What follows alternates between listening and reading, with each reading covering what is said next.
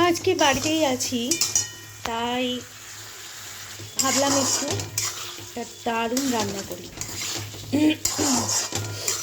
যেদিন যেদিন শুটিং থাকে ভালো রান্না করতে তো পারি না, শুটিং ফ্লোরের খাবারই খাই।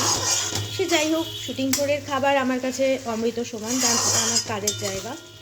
তো আজকে এই যে কালকে কাজ থেকে ফেরার সময় এই যে নিয়ে এসেছিলাম কাঁকড়া, একদম বড় বড় কাঁকড়া। এই কাঁকড়া দিয়ে আজকে হবে দারুণ কষিয়ে ঝোল। আজকে কাঁকড়া দিয়ে ঝোলটা খাই, কষিয়ে ঝোলটা করব। যাই হোক, কিছু কিছু মানুষের খুব হিংসা মনে, জানেন তো।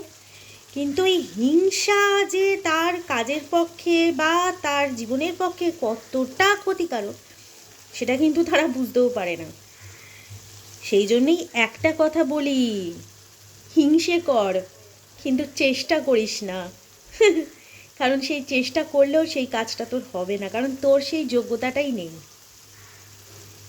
এবার আমি এই কষাগুলো হয়ে গেছে, কাঁকড়াটা এই যে তেল ছেড়ে এসছে, এবার আমি দিয়ে দেবো আমার কাঁকড়াগুলো।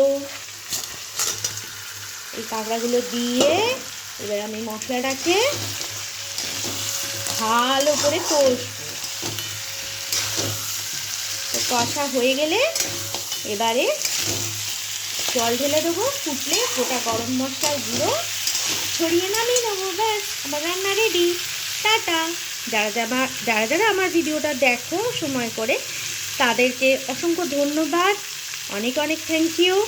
সবাই ভালো থেকো, সুস্থ থেকো। তবে আজকের মতো আসি, টাটা।